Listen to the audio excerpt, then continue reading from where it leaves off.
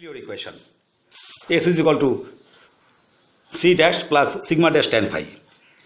Because of this difficulty, geotechnical engineers are sometimes forced to evaluate problems based on their total stresses instead of effective stresses. This approach involves reducing the lab data in terms of total stress and expressing it using the parameters C suffix t and phi suffix t.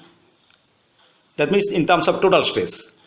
Then in such a case, the Mohr-Coulomb failure equation needs to be rewritten as S is equal to Ct plus sigma tan phi t, where S is equal to shear strength, Ct is equal to total cohesion, sigma is equal to total stress, and the phi suffix t total friction angle. This method assumes the pore water pressures developed in the lab are the same as those in the field, and thus are implicitly incorporated into Ct and phi t.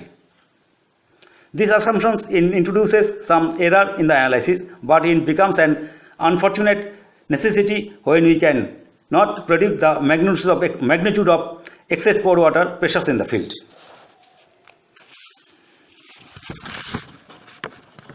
Then we can go for the another part, volume change and excess pore water pressures. When loads such as those from structural foundations are placed on the ground, the resulting normal and shear stresses cause the soil voids to expand or contract.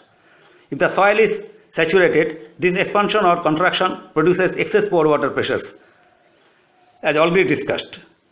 However, this build-up of excess pore water pressures induces a hydraulic gradient that forces some of the waters out of the voids and cause these pressures to dissipate. Thus, there are two processes acting simultaneously. The build-up of excess pore water pressure, which depends primarily on the rate of loading, and the dissipation of these pressures, which depends on the rate of drainage.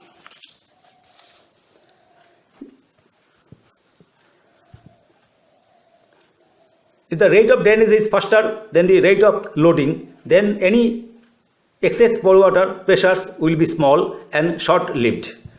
We call this the drain condition. It exists when the rate of loading is very slow, the rate of drainage is very high, or both. If drain conditions exist, we assume that the pore water pressures always equals the hydrostatic pore water pressure, and thus may be computed using that Mohr-Coulomb failure equation. This is very convenient and simplifies the computations. Conversely, if the rate of drainage is slower than the rate of loading, significant excess pore water pressure may develop in the soil. We call this the undrained condition, and this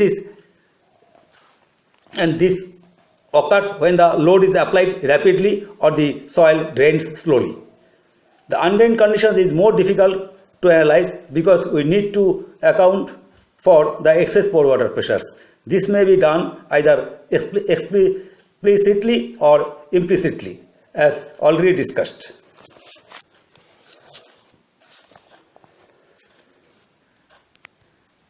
Then you can go for the shear strength of saturated sands and gravels.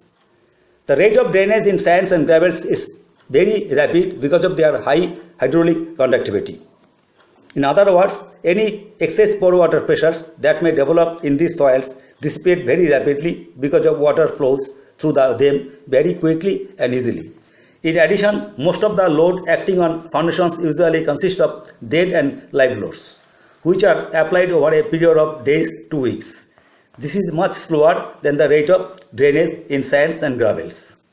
Therefore, when designing foundations on sands and gravels, we can nearly always assume drain conditions are present. Therefore, the pore water pressures equals the hydrostatic pore water pressure.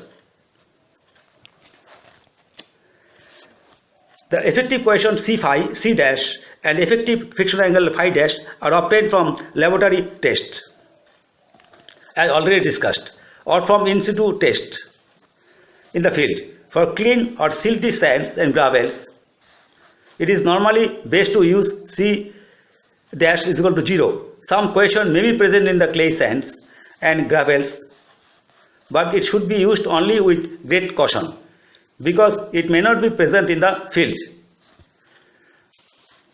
Finally, knowing the values of sigma dash, c dash and phi dash, we can compute the shear strength equations of Mohr-Coulomb theory. Thank you.